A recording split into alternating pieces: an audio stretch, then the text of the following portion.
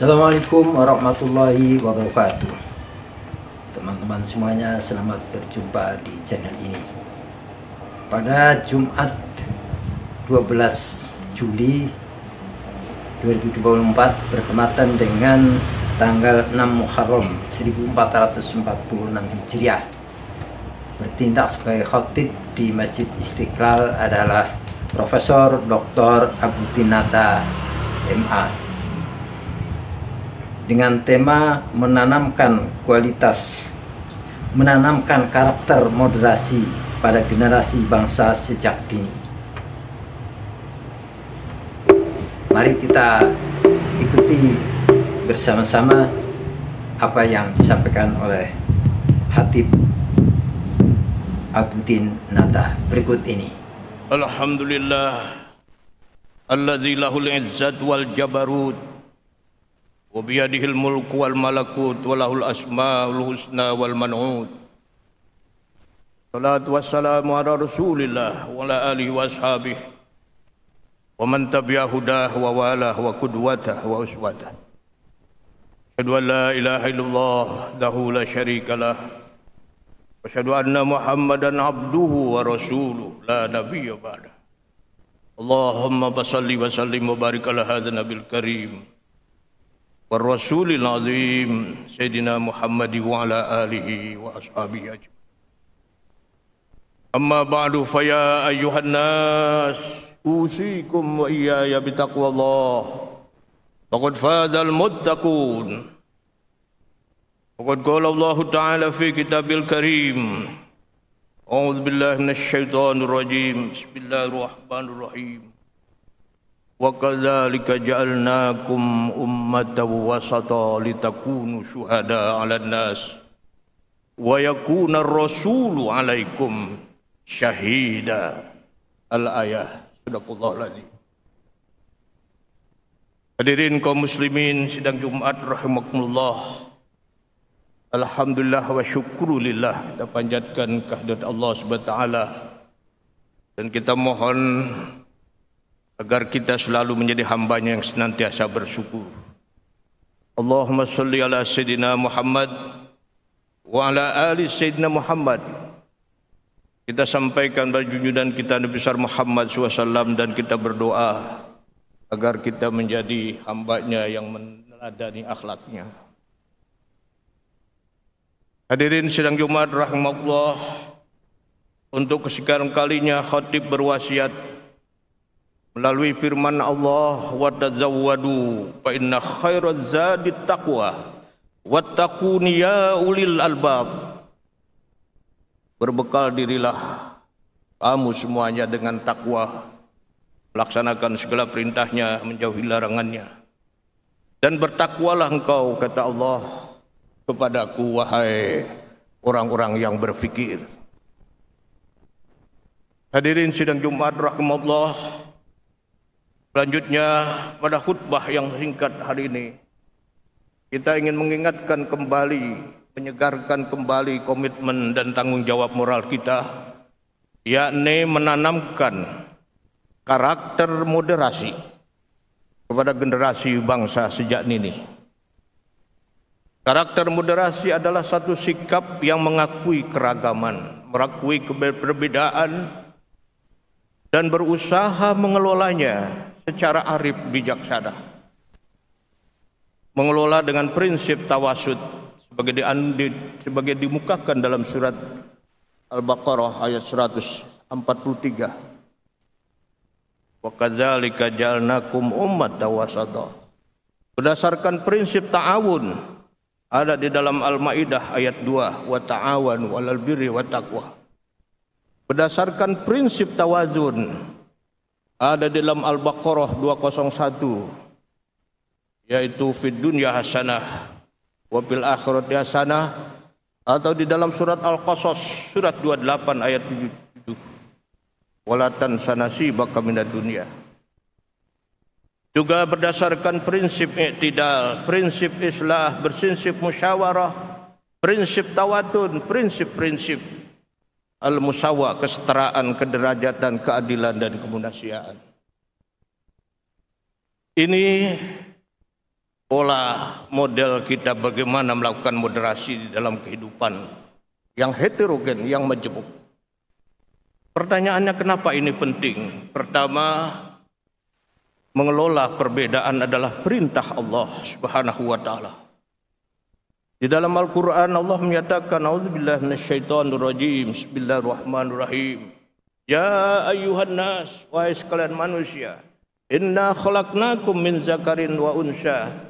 Dijadikan laki-laki dan perempuan. Waja'alnakum syu'uban wa qabaila, berbangsa-bangsa dan bersuku-suku, lita'arofu, agar saling mendekat, mengenal, beradaptasi dan bersinergi. Lewat beradaptasi dan bersinergi inilah maka perbedaan itu menjadi rahmat. Ikhtilafu ummati rahmat. Itu yang pertama. Yang kedua adalah bahwa mengelola keragaman yang harus kita tanamkan sejak dini ini adalah merupakan peninggalan para founding father kita. Para pendiri bangsa kita sudah menetapkan perlunya mengelola keragaman dengan secara harmonis dan penuh kedamaian. Founding father kita telah menetapkan satu prinsip Bhinneka Tunggal Ika. Diversity in unity. Berbeda tapi satu. Para founding father kita juga telah dengan penuh jiwa pengorbanan dan demi persatuan bangsa dan negara mencoret 7 kata di belakang ketuhanan Maha Esa, yaitu kata dengan menjalankan syariatnya bagi para pengguna. Itu dicoret. Dengan dicoretnya kalimat ini sebagai sebuah pengorbanan tercapai 2 keuntungan. 1, negara bangsa kita terbentuk. Yang kedua, bahwa dengan dicoretnya ini sama sekali tidak mengurangi peluang kesempatan kita untuk beribadah kepada Allah Subhanahu wa taala dan menjalankan syariat Islam lainnya. Hadirin sidang Jumat rahimakumullah. Lalu bagaimana kita cara mengelola keragaman ini? Bagaimana cara mengelola keragaman ini? Al-Quran memberi petunjuk sangat lengkap. Pertama, Allah menyatakan dalam surat Ibrahim, surat 14 ayat 7, bahwa kita harus mengelolanya dengan bersyukur. Yang dimaksud dengan bersyukur adalah mengelola sesuai dengan ketentuan Allah. Yang dimaksud dengan ketentuan Allah adalah dengan bijaksana, dengan tidak mempertentangkan perbedaan. Jika ada perbedaan, untuk saling dihargai. Dan selalu mencari titik persamaan untuk membangun kerjasama dalam semua bidang. Karena dengan hanya cara bersyukur itulah perbedaan itu menjadi indah. Kita sering barangkali mendengar suara musik yang menggugah rasa, membangunkan imajinasi, mendorong intuisi kita. Musik itu melegenda. Itu kenapa terjadi? Itu karena komponisnya mampu menyatukan alat-alat musik itu dalam satu komposisi yang sinergis, yang seimbang.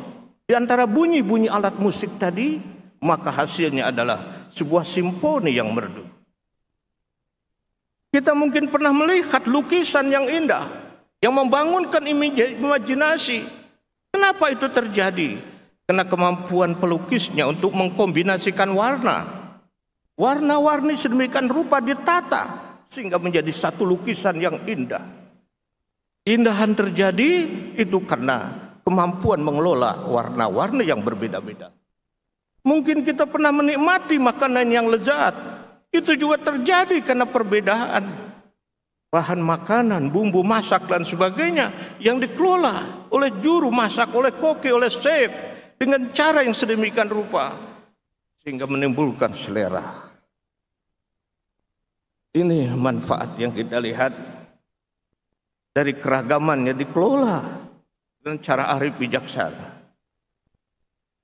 Hadirin sidang Jumat rahimakumullah. Yang kedua, mengelola keragaman ini dengan cara kita melihat bahwa seluruh ciptaan Allah itu membentuk satu kesatuan yang saling terpadu yang kita sebut sebagai ekosistem. Allah Subhanahu wa taala menciptakan ada bintang, matahari, bulan, malam, siang, angin, udara dan sebagainya. Itu dalam penataan yang sedemikian bahagia. Di dalam surat Mulk surat 67. Ya, surat 67 Allah menyatakan di dalam ayat 3, "Ma tara fi khalqir rahman min tafawut." Tidak ada ciptaan Allah yang tumpang tindih. Kadar malam sekian muncul nanti siang. Sebab kalau malam terus mungkin akan dingin, darah kita akan beku, bisa mati. Demikian juga kalau panas terus, darah kita akan mendidih dan kita bisa mati. Maka Allah mengatur panas berganti, malam, siang dan seterusnya. Ini merupakan satu ekosistem yang saling terpaut, yang saling berkaitan, dan itu memberikan kerahmat bagi kehidupan umat manusia. Dengan begitu mengelola keragaman itu, tirulah cara Allah mengelola alam. Hadirin sidang Jumat rahimakumullah. Lalu yang ketiga, kita kelola keragaman itu dengan melihat bahwa semua ciptaan Allah itu bermanfaat. Jangan kita mencoba pernah menyepelekan hal yang kecil. Bagaimana kita berhutang budi kepada serangga, karena serangga itulah yang mengawinkan tanaman sehingga buahnya kita nikmati. Kita berhutang budi kepada angin, karena anginlah yang mengawinkan tanaman sehingga dia berbuah. Kita berhutang budi bahkan kepada cacing di dalam tanah yang mengemburkan tanah sehingga pohon itu bisa tumbuh. Ma tara fi khalqir rahman min tafawut. Ma khalaqta hadza batila, tidak ada yang sia-sia. Ini prinsip yang ketiga. Yang terakhir sidang Jumat rahimakumullah, kita lola perbedaan dan keragaman dengan mencontoh sirah Nabi besar Muhammad sallallahu alaihi wasallam. Bagaimana Nabi Muhammad menyatukan penduduk Khazraj dan Aus yang selalu bertikai di Madinah. Bagaimana Nabi mempersatukan orang Yahudi, Nasrani, Islam dan sebagainya melalui perjanjian Madinah, disebut Mitsaqul Madinah. Bagaimana Rasulullah pernah memaafkan juga penduduk Taif yang pernah menistakannya.